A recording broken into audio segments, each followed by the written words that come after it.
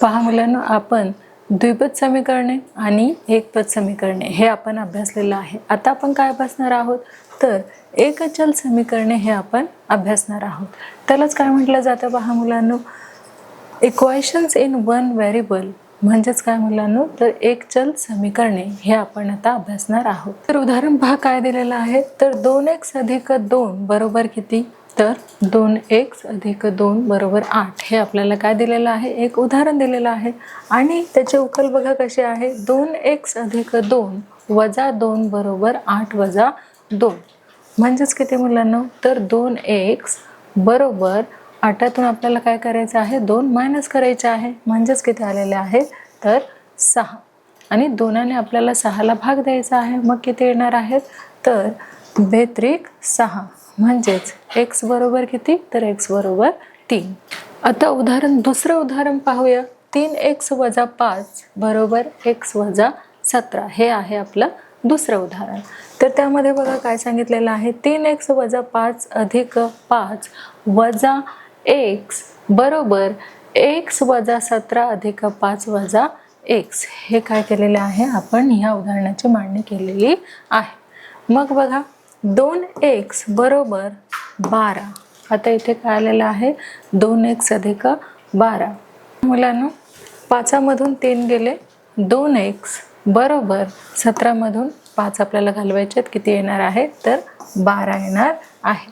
आणि आपल्याला 2ने 12ला भागायचं आहे म्हणजे किती येणार आहे, बेच्या पाड्यामध्ये 12 आहेत का, बेसक 12 म्हणजे आपला भागाकार जो आहे तो किती येणार आहे, 2ने जर आपण 12ला भागितलं तर आपलं उत्तर काय येणार आहे 6 हे उत्तर येणार आहे. आणि वजाचं चिन्ह असल्यामुळे वजा 6 x बरोबर वजा 6 हे आपलं उत्तर आलेलं आहे. तर पुढे पाहूया मुलांना, बघा एका आयताची लांबी ही त्याच्या रुंदीच्या दुपटीपेक्षा 1 सेंटीमीटर जास्त आहे.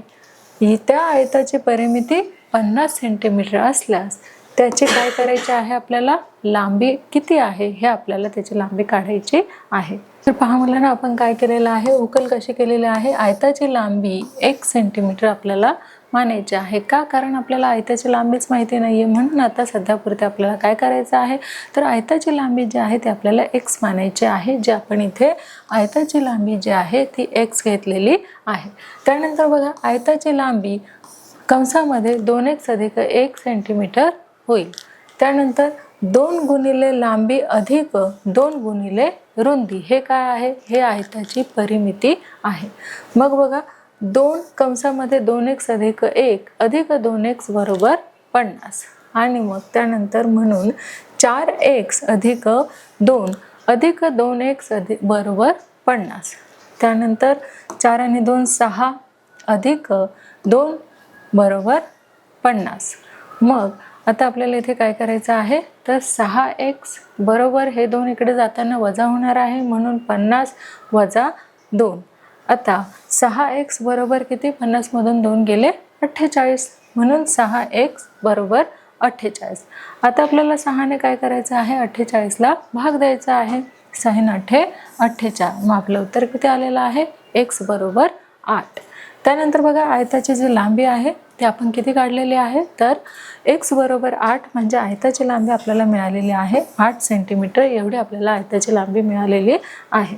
मग बघा आयताची लांबी बरोबर 2x अधिक 1 बरोबर 2 गुणिले 8 अधिक 1 बरोबर किती होतात तर 17 होतात. आयताची लांबी किती आहे मुलांना तर आयताची लांबी आहे 17 सेंटीमीटर. आता पहा मुलांना, इथे दुसरं एक एक्झाम्पल दिलेलं आहे. ते काय आहे, राकेशचे वय सानियाच्या वयापेक्षा 5 वर्षांनी कसं आहे, कमी आहे. त्याच्या वयाची जी बेरीज आहे ती 27 वर्ष आहे. तर प्रत्येकाचे वय आपल्याला इथे काढायला सांगितलेलं आहे. काढूयात. पहा मुलांना, इथे आपल्याला आपण सानियाचे जे वय आहे ते आपल्याला माहीत नाहीये म्हणून ते आपण x मानलेलं आहे. मग राकेशचे जे वय आहे ते किती आहे, कंसामध्ये x वजा 5 एवढे वर्ष आहे. आणि प्रश्नात दिल्यानुसार काय आहे, सानियाचे वय अधिक राकेशचे वय बरोबर किती आहे तर 27 म्हणून x अधिक कंसामध्ये x वजा y बरोबर 27 हे आपण घेतलेलं आहे. नंतर 2x वजा 5 बरोबर 27. मग 2x बरोबर 27 आणि अधिक 5. 2x बरोबर 27 मधून आपल्याला काय 27 आणि 5 आपल्याला काउंट करायचे आहेत. किती होणार आहे तर 32. त्यानंतर आपल्याला 2ने काय करायचं आहे तर 32ला भाग द्यायचा आहे. मग 16 दुने किती मुलांना तर 32. म्हणजे आपलं उत्तर काय आलेलं आहे तर x बरोबर 16 हे आलेलं आहे. म्हणून सानियाचे जे वय आहे ते 16 वर्ष आहे आणि राकेशचे जे वय आहे ते किती आहे 16 वजा 5 बरोबर किती तर 11 वर्ष हे राकेशचं वय आहे. आणि सानियाचं वय किती आहे तर सानियाचं वय 16 वर्ष आहे, राकेशचं वय 11 वर्ष आहे. अशा प्रकारे आपण इथे काय केलेलं आहे दिलेल्या उदाहरणावरून आपण इथे राकेशचे आणि सानियाचे वय काढलेले आहेत. तर पुढे पाहूयात मुलांना. 6x वजा 1 बरोबर 3x अधिक 8 आणि त्याचे उकल बघा काय आहे 2x वजा 8 बरोबर 3x अधिक 8. म्हणून 6x वजा 3x बरोबर 1 अधिक 8 हे आपण इथे घेतलेले आहेत. मग 3x अधिक काय मुलांना 8 आणि 1 9 बरोबर x बरोबर काय होणार आहे 9/3. आता 3ने आपल्याला 9ला भाग द्यायचा आहे. किती येणार आहे 3 त्रिक 9. म्हणून x बरोबर किती आलेला आहे तर x बरोबर 3 आलेले आहेत. तर पहा मुलांना जे दुसरं एक्झाम्पल आहे ते काय आहे तर 2 कंसामध्ये x वजा 4 कंस पूर्ण बरोबर 4x अधिक 2. त्याचे उकल बघा काय आहे 2 कंसात x वजा 4 बरोबर 4x अधिक 2 हे आपलं काय आलेलं आहे हे आपण मांडणी केलेले आहे. त्यानंतर 2x वजा 8x बघा 2x वजा 4 दुने 8 बरोबर 4x अधिक 2. त्यानंतर वजा 8 वजा 2 बरोबर 4x वजा 2x. त्यानंतर 8 आणि 2 किती तर वजा 10 आणि 4तून 2 गेले वजा 2x हे आपलं आलेलं आहे. मग 2x बरोबर वजा 10. आता 2ने आपल्याला 10ला भागायचं आहे. मग आपलं उत्तर काय येणार आहे x बरोबर वजा 10/2. 10 बेच्या पाड्यामध्ये बे 1 बे 5 10 म्हणजेच x बरोबर किती आलेलं आहे तर x बरोबर वजा 5 हे उत्तर आपलं आलेलं आहे. तर पहा मुलांना आपलं जे 8वं प्रकरण होतं कुठलं तर बेसिक राशी व त्यावरील क्रिया यामध्ये आपण काय काय शिकलेलं होतो तर पहिलं सर्वात प्रथम आपण द्विपद, एकपद, त्रिपद, बहुपद म्हणजे काय हे आपण त्यामध्ये शिकलेलो आहोत. तसेच एक पदाला एक पदाने गुणणे, द्विपदाने द्विपदाला गुणणे हे देखील आपण शिकलेलो आहोत. तसेच त्याची बेरीज, वजाबाकी, गुणाकार हे देखील आपण बेसिक राशी व त्यावरील क्रिया या प्रकरणामध्ये आपण शिकलेलो आहोत. तर पहा या पाठामध्ये आपण काय शिकलेलो आहोत तर बेसिक राशी व त्याचे प्रकार हे आपण बघितले. एक पद आहे, द्विपद आहे, त्रिपद आहे आणि बहुपद हे काय आहेत तर त्याचे बेसिक राशीचे प्रकार आहेत. तसेच त्यांच्यावरील जी गणिती क्रिया आहे, गणिती क्रिया कुठली तर बेरीज, वजाबाकी, भाग, गुणाकार हे जे गणिती क्रिया आहे ती देखील आपण बेसिक राशीमध्ये शिकलेलो आहोत. आणि काही उदाहरणे देखील आपण यामध्ये सोडवलेले आहेत, समजून घेतलेले आहेत. तर अशा प्रकारे आपण बेसिक राशी व त्यावरील क्रिया हे जे चॅप्टर आहे ते आपण इथे अभ्यासलेलं आहे. तर पहा मुलांना आपण बेसिक राशी व त्यावरील क्रिया हे प्रकरण आपण अभ्यासलेलं आहे. आता सरावाच्या माध्यमातून सुद्धा आपण काय करणार आहोत तर बेसिक राशी व त्यावरील क्रिया हे प्रकरण चांगल्या पद्धतीने समजून घेणार आहोत. थोडक्यात आपण काय करणार आहोत तर बेसिक राशी आणि त्यावरील क्रिया या प्रकरणाचा थोडक्यामध्ये आपण सराव करून घेणार आहोत.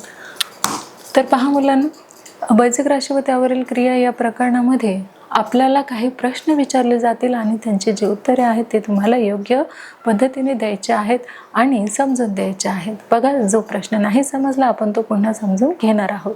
तर पहा मुलांना पहिला जो आपल्याला प्रश्न विचारलेला आहे तो काय आहे तर पहा पहिला जो आपला प्रश्न आहे तो आहे ज्या राशीमध्ये चल व स्थिरांक हे अधिक, वजा, गुणिले, भागाकार यापैकी काही किंवा सर्व चिन्हांनी जोडलेले असतात तेव्हा त्या राशीला डॅश असे म्हणतात. तर त्याला काय म्हणतात मुलांना त्याला बेसिक राशी म्हणतात की बहुपदी असे म्हणतात.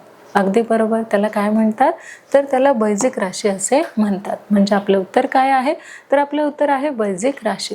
पुन्हा आपल्याला उत्तरासह काय करायचं आहे? तर आपला जो प्रश्न आहे तो रीड करायचा आहे. बघा, ज्या राशीमध्ये चल व स्थिरांक हे अधिक वजा गुणिले भागाकार यापैकी काही किंवा सर्व चिन्हांनी जोडलेले असतात तेव्हा त्या राशीला आपण काय म्हणतो मुलांना? तर त्या राशीला बैजिक राशी असे आपण म्हणतो. म्हणजेच आपल्याला जे काही दोन ऑप्शन दिलेले आहे, पहिलं आलं आहे आपलं बैजिक राशी आणि दुसरं काय आहे? बहुपदी. तर यापैकी आपलं योग्य आन्सर काय असणार आहे? अगदी बरोबर. कुठलं असणार आहे? तर बैजिक राशी हे आपलं योग्य आन्सर आहे. तुम्ही अगदी योग्य असं उत्तर दिलेलं आहे. कुठलं? तर बैजिक राशी हे आपलं उत्तर आहे. आणि पहा, आपलं उत्तर देखील कसं आलेलं आहे? अगदी बरोबर आलेलं आहे. अशाच प्रकारे आपल्याला दुसऱ्या प्रश्नाचं देखील उत्तर द्यायचं आहे. तर पहा, आपला जो दुसरा प्रश्न आहे तो काय आहे? तर बैजिक राशीच्या पदातील संख्यात्मक अवयवास त्या पदास डॅश असे म्हणतात. आणि इथे आपल्याला ऑप्शन आलेले आहेत. दोन आपले ऑप्शन आहेत. फर्स्ट आहे नित्य समानता आणि सेकंड आहे सहगुणक.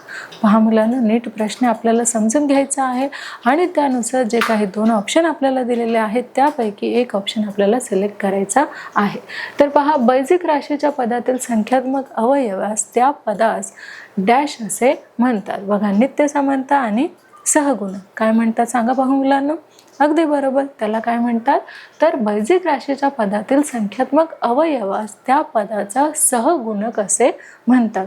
म्हणजेच आपल्याला जे काही दोन ऑप्शन दिलेले आहे, फर्स्ट आहे आपला नित्य समानता आणि सेकंड आहे सहगुणक. तर ह्या दोघांपैकी आपलं योग्य ऑप्शन काय आहे मुलांना? अगदी बरोबर. सहगुणक हे काय आहे? आपलं योग्य ऑप्शन आहे. म्हणून आपण त्यावर काय करणार आहोत? तर टिक करणार आहोत. पहा, आपलं जे उत्तर आहे ते अगदी बरोबर आलेलं आहे. आणि अशाच प्रकारे तुम्हाला तिसऱ्या प्रश्नांचं उत्तर देखील द्यायचं आहे. तर घेऊया आपण तिसरा प्रश्न. पहा मुलांना, आपला जो तिसरा प्रश्न आहे तो काय आहे? बैजिक राशीचे एकपदी डॅश व त्रिपदी असे प्रकार पडतात.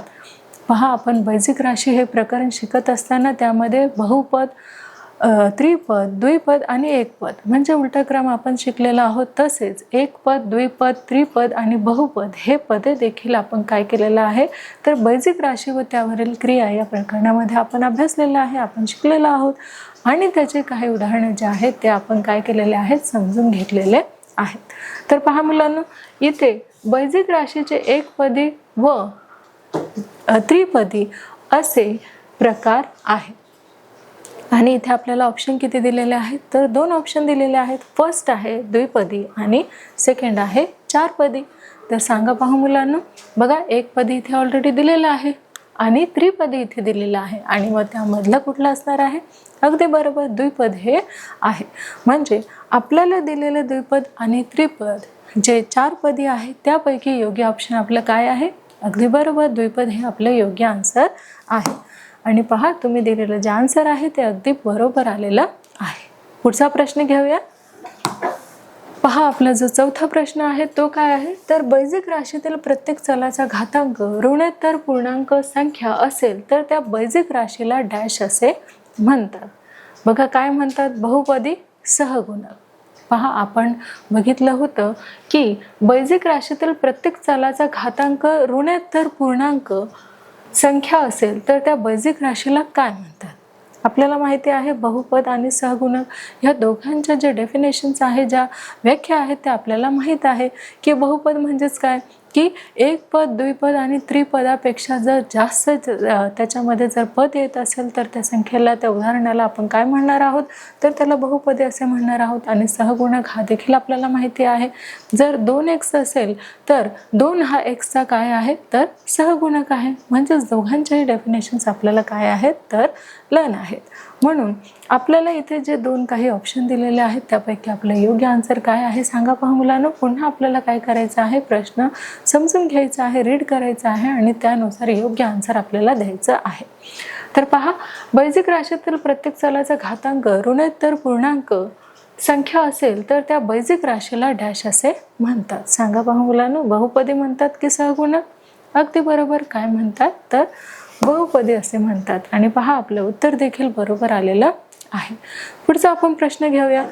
तर पहा मुलांना, आपला जो पुढचा प्रश्न आहे तो काय आहे, तर ज्या समानता संबंधात चलाच्या कोणत्याही किमती ठेवल्या असता डावी बाजू व उजवी बाजू यांची समानता कायम राहते अशा समानता संबंधास डॅश म्हणतात. काय म्हणतात सांगा पाहू? नित्य समानता की बैजिक राशी? अगदी बरोबर, त्याला म्हणतात नित्य समानता असे म्हणतात. आणि आपलं उत्तर देखील काय आलेलं आहे, तर अगदी बरोबर आलेलं आहे. पुढचा प्रश्न घेऊया.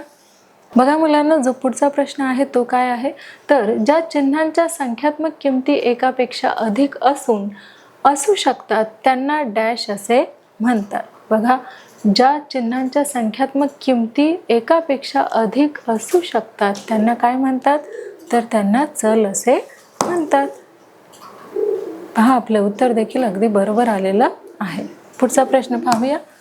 पहा, जो आपला पुढचा प्रश्न आहे तो काय आहे, ज्या पदांचे चले समान असतात त्या चलांचा घात देखील समान असतो त्या पदांना डॅश असे म्हणतात. पहिला आहे स्वरूप पदे आणि दुसरा आहे भिन्न पदे. बघा काय आहे, ज्या पदांचे चले समान असतात आणि त्या चलांचा घात देखील समान असतो त्या पदांना डॅश म्हणतात. दोन ऑप्शन आपल्याला दिलेले आहेत. फर्स्ट आहे स्वरूप पदे आणि सेकंड आहे भिन्न पदे. तर सांगा पाहू, योग्य आपला आन्सर काय आहे? अगदी बरोबर, स्वरूप पदे हे आपलं योग्य आन्सर आहे. पुढचा प्रश्न पाहूया. तर पहा, आपला जो सेकंड लास्ट क्वेश्चन आहे तो काय आहे, तर जर दिलेल्या पदांचे चले असमान असतील आणि त्या चलांचे घात असमान असतील तर ती डॅश असतात. बघा, स्वरूप पदे, भिन्न रूप पदे. बघा कशी आहे, असमान आहे. जर समान असेल तर काय येईल, स्वरूप पदे येईल. पण इथे काय सांगितलेलं आहे, असमान आहे, म्हणजेच आपलं उत्तर काय येणार आहे? अगदी बरोबर, भिन्न रूप पदे हे आपलं योग्य उत्तर आहे. शेवटचा प्रश्न पाहूया मुलांना. तर पहा, आपला जो शेवटचा प्रश्न आहे तो काय आहे, तर 3 भिन्न पदे असणाऱ्या बैजिक राशीला डॅश असे म्हणतात. बघा, त्रिपदी, एकपदी, इथे 3 भिन्न काय सांगितलेलं आहे, संख्या सांगितलेल्या आहे, पद सांगितलेले आहे. मग त्याला साहजिकच आहे आपण काय म्हणणार आहोत, ऑप्शन बघा, त्रिपदी, एकपदी. 3 पद विचारलेले आहे म्हणजे साहजिकच आहे आपला ऑप्शन काय येणार आहे? अगदी बरोबर, त्रिपदी हे आपलं ऑप्शन येणार आहे. आणि आपला आन्सर देखील बरोबर आलेला आहे. तर पहा मुलांनो, अशा प्रकारे आपण बैजिक राशी व त्यावरील क्रिया हे जे प्रकरण आहे यावर आपण थोडक्यामध्ये सराव घेतलेला आहे आणि तुम्ही सगळ्यांनीच खूप छान पद्धतीने याच्यावरती आन्सर दिलेले आहे.